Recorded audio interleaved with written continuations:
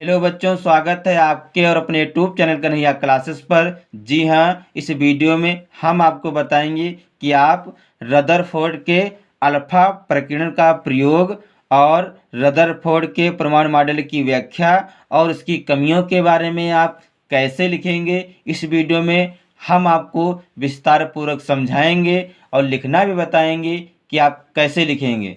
तो बच्चों, अगर आप हमारा वीडियो एक बार पूरा देख लेते हैं तो आप बहुत ही आसानी से रदरफोर्ड के अल्फा प्रकीर्णन का प्रयोग और रदरफोर्ड के परमाणु मॉडल की व्याख्या तथा उनकी कमियों को लिख देंगे। तो सबसे पहले हेडिंग डालेंगे रदरफोर्ड के अल्फा प्रकीर्णन का प्रयोग।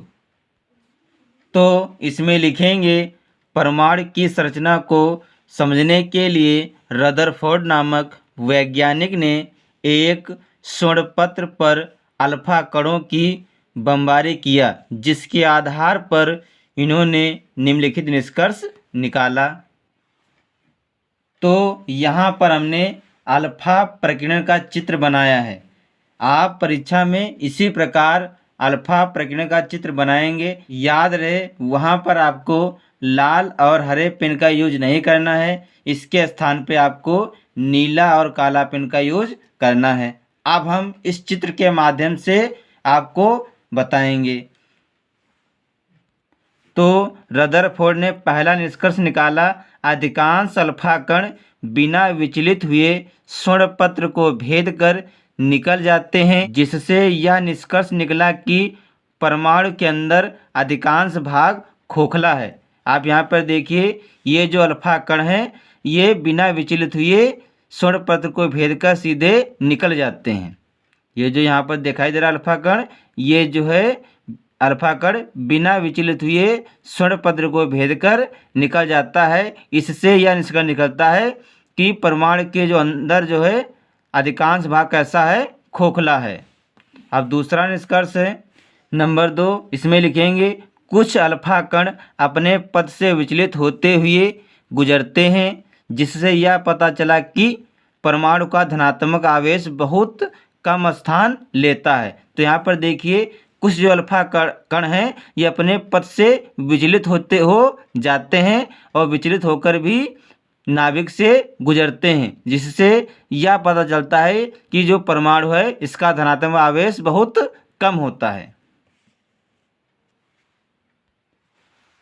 नंबर 3 है, कुछ अल्फा कण बहुत बड़े कोण के साथ विचलित होते हैं। इससे यह पता चलता है कि परमाणु का समस्त धनावेश और द्रव्यमान परमाणु के अंदर अत्यंत छोटे भाग में केंद्रित होता है।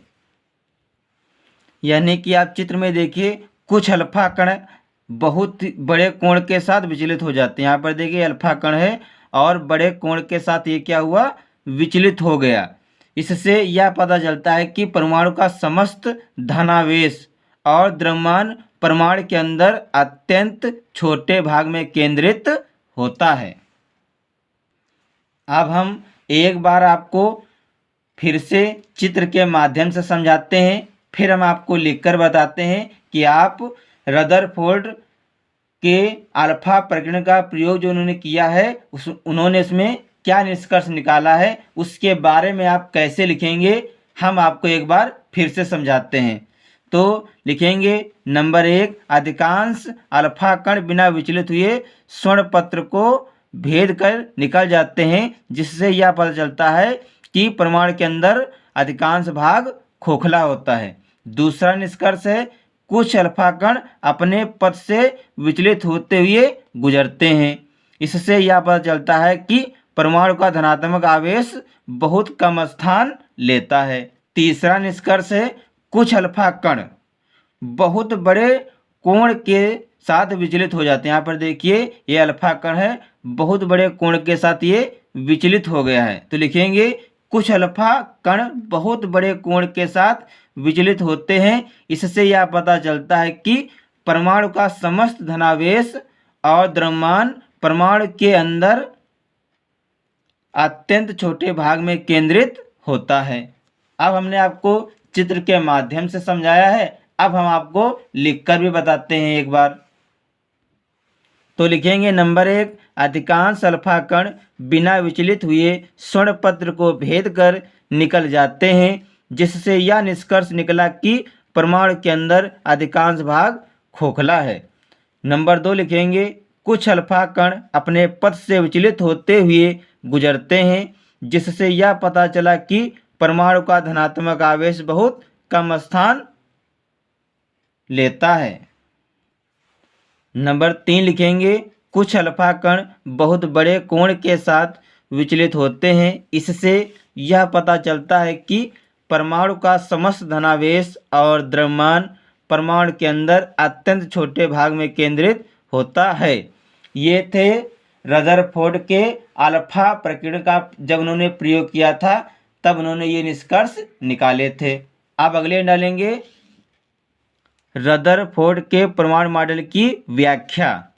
इसमें लिखेंगे रदरफोर्ड के परमाणु मॉडल के अनुसार। तो इसमें लिखेंगे नंबर 1, प्रत्येक परमाणु का समस्त द्रव्यमान तथा समस्त धनावेश परमाणु के केंद्र में एक छोटे से भाग में निहित होता है, जिसे नाभिक कहते हैं। तो यहाँ पर चित्र में देखिए, यहाँ पर जो धनावेश है, ये जो धनावेश है परमाणु का, इसके केंद्र में एक छोटे से भाग में निहित है, इसलिए इस भाग को क्या कहते हैं, नाभिक। तो इसलिए मैंने यहाँ पर नंबर 1 में लिखाया है कि प्रत्येक परमाणु का समस्त द्रव्यमान तथा समस्त धनावेश परमाणु के केंद्र में एक छोटे से भाग में निहित होता है, जिसे नाभिक कहते हैं। अब नंबर 2 इसमें लिखेंगे, नाभिक के चारों ओर मुक्त इलेक्ट्रॉन घूमते रहते हैं। इन इलेक्ट्रॉनों का कुल ऋणावेश नाभिक के धनावेश के बराबर होता है। तो यहाँ पर देखिए, जो ये नाभिक है, ये नाभिक के चारों ओर मुक्त इलेक्ट्रॉन घूम रहे हैं। ये देखिए, जो नाभिक इसके चारों ओर जो हैं, ये मुक्त इलेक्ट्रॉन घूमते हैं। इन इलेक्ट्रॉनों का कुल ऋणावेश नाभिक के धनावेश के बराबर होता है। यानी कि जो ये नाभिक है, नाभिक के चारों ओर मुक्त इलेक्ट्रॉन घूम रहे हैं। इन इलेक्ट्रॉनों का जो ऋणावेश है नाभिक के धनावेश के बराबर होता है। अब डालेंगे, लिखेंगे नंबर 3, इसमें लिखेंगे, यह इलेक्ट्रॉन नाभिक के चारों ओर वृत्तीय कक्षाओं में चक्कर लगाते रहते हैं, जिसके लिए आवश्यक अवकेंद्र बल इलेक्ट्रॉन और नाभिक के बीच विद्युत आकर्षण बल से प्राप्त होता है।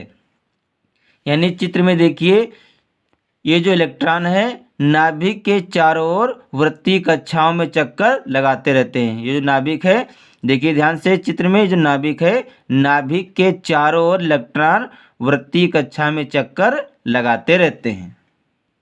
यही हमने यहाँ पर तीसरे पॉइंट में लिखा है कि यह इलेक्ट्रॉन नाभिक के चारों ओर वृत्तीय कक्षाओं में चक्कर लगाते रहते हैं, जिसके लिए आवश्यक अभिकेंद्र बल इलेक्ट्रॉन और नाभिक के बीच विद्युत आकर्षण बल से प्राप्त होता है।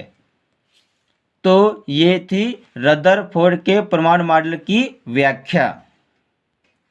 अब अगले डालेंगे रदरफोर्ड के परमाणु मॉडल की कमियां। इसमें लिखेंगे, रदरफोर्ड के परमाणु मॉडल में निम्नलिखित 2 कमियां पाई गई हैं।